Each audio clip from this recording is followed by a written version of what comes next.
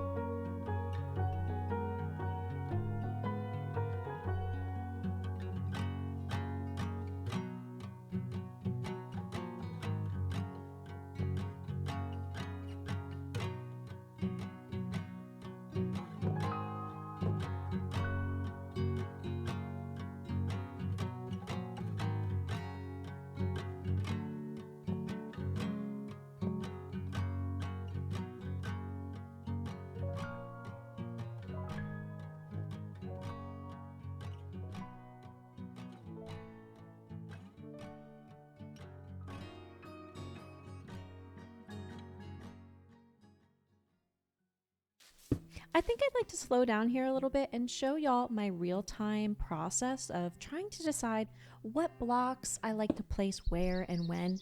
I do like to go into building with the design in mind beforehand. However, once I actually get into the build itself, I do a lot of on-the-fly changing. I have a tendency to switch things up quite a bit. For most of these mushrooms, I've been using a mix of sandstone and smooth sandstone blocks. They were relatively easy to collect and they allow me enough variation to build with. I'm hoping that by adding these two smaller shrooms, it will give this more of an organic mushroom colony type of vibe. FreeCam is something that I use a lot for my building and I really enjoy the tool. It helps me see my build from a perspective that I normally wouldn't be able to with just the player point of view. I get to see things from a little bit further away and I get to see them at that distance that I need to have a better understanding of what shape I'm trying to build. FreeCam is also really helpful for me too because I get to see my build cohesively, especially if there's multiple elements to my build. I will say, I think one of the most challenging things about building in Minecraft is having the patience to try again. A lot of times when I make something, it normally takes me 2 or 3 more tries for it to look the way that I wanted it to be originally, and that's okay. It's easy to get down on yourself or frustrated during the process, but I promise if you try to give yourself a little patience and kindness, you'll turn out with a build that you can be really proud of.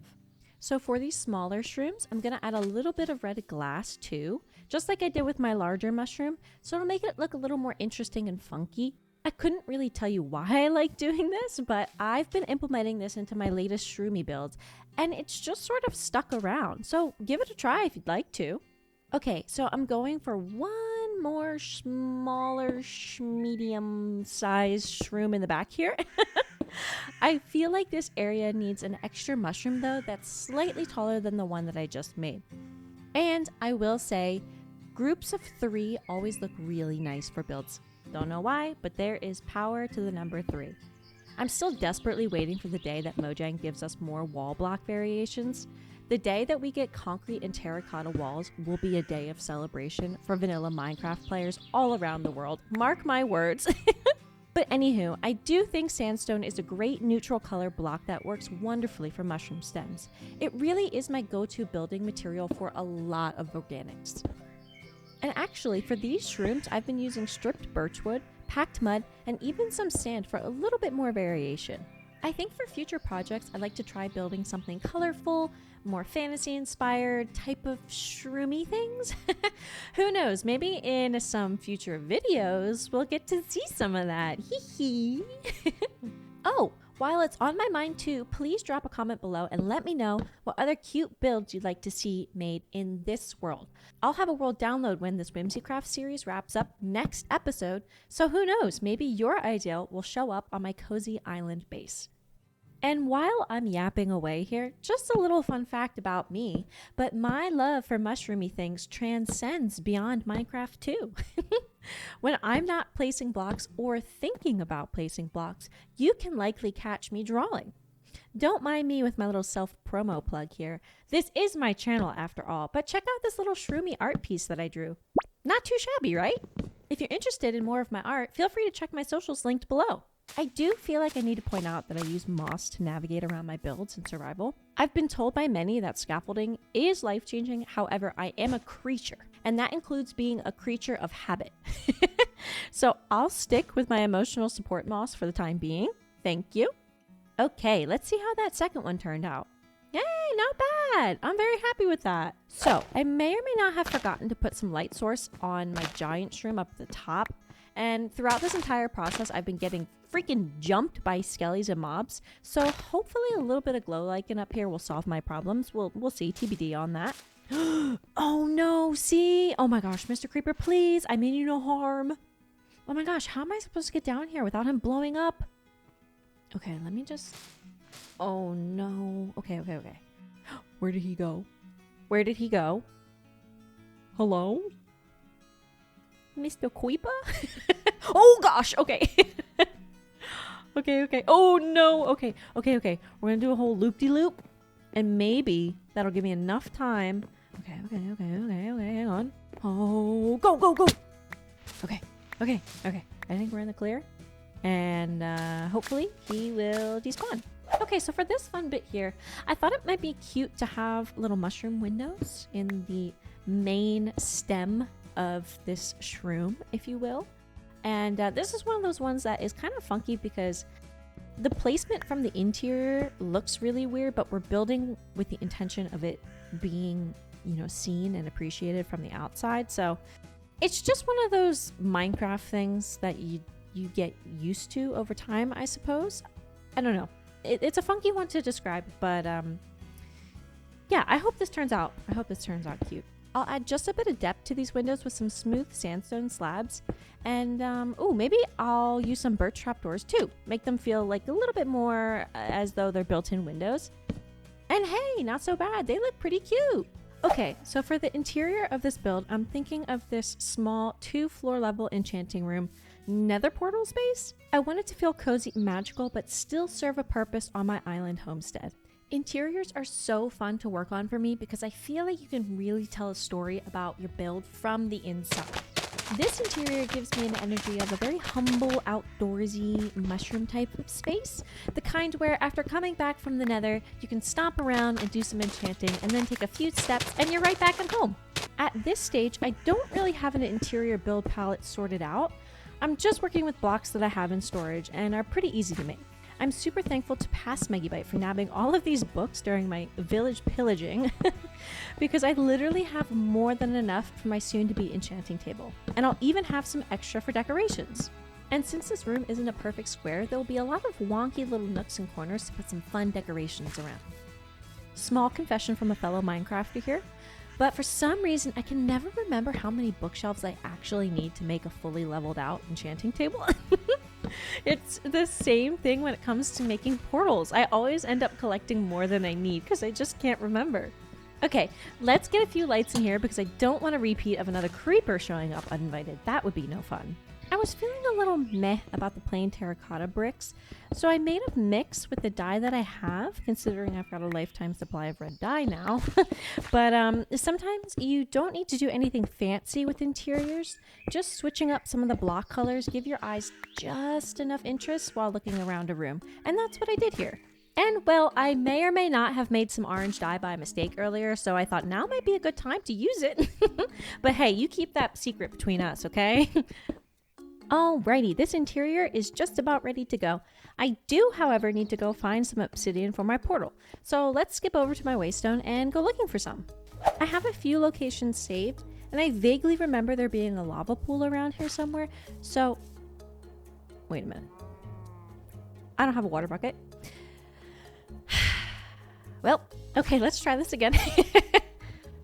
Before anyone bullies me about, how do you have a silk touch diamond pickaxe already? Listen here, cranky pants. I had a limited amount of diamonds and a single silk touch book from my many village raids, and I held onto them both, knowing that I'd need them for my mushroom block build. So, But jokes aside, it's always important to keep in mind what sort of tools or enchantments you'll need for a world. Early game Minecraft can be so humbling at times, and I have a tendency to forget because I play a lot of content that's either heavily modded, creative, or it's in a long-term world where, most of that heavy lifting is already done. Or, my personal favorite, when I'm on a communal server or short-form SMP, all of the scary farms get made by someone else, so I don't have to worry about it. Okay, before we light up this portal, I just want to add a few more little blockies in front of this entryway. I'm really happy with how the nether portal feels tucked away into the base of the giant mushroom. A job well done, Megibite. Yay! Okay, the nether portal is live. I think you and I both know what that means. It's time to go check out the nether. So let's go! Okay, the chunks are loading in. What is that? Why is the ground in the sky? Okay, wait, why are they here? Wait a second. Okay, wait a minute. Please, let me get my bearings here for just a minute. Oh my gosh, I may or may not be a little bit ill-prepared for this. Oh my gosh, can y'all chill out for is that a cow? Wait, hang on a second here. Okay, this is bad. This is not going well. Okay, please, let me get my bearings, I beg of you. Oh. Alright. Listen, if you watch any of my live streaming content, you shouldn't be surprised that I died in the nether after 2 minutes. Okay, stuff has been acquired, I think. Can y'all relax, please? I don't even want to be here either, please. Totally didn't forget my backpack or anything else on my first trip. And, oh my, is that actually a cow? Is this a cow? Okay, wait, this is the cutest nether cow ever. You are coming home with me and getting away from this horrendous place right now. Oh my gosh, look at this fuzzy fella. He's perfect. Okay, now where do I put him? Do I keep him in here? I don't know. It's not a very cozy space for a cow, though. Oh, wait. Let me bring him over to my barn area, and then he can chill there with all the other cows, and they can get along, and... I cannot believe I brought him back into the nether mistakenly. There was no thought in going through that portal there. Oh my gosh, please. This is such a scary place. Hurry up. Please, Mr. Cow. Let's go. No! I killed him! Oh my god, no! Well, I'm exhausted, and now I'm in mourning. So, I may want to hold off on the nether until I get some better gear. And truthfully, I don't think I can take the heartbreak twice. So, we're going to put a little pause on that trip. And I think that's about it for this episode, everyone. I hope y'all enjoyed it. Please consider giving this video a like and leave a comment below. What was your favorite moment? Any cute builds you'd like to see on my floating island home? Episode 5, aka the finale to this mini-series, will return shortly after my holiday break. Until then, take care, and I'll see you soon. Bye-bye!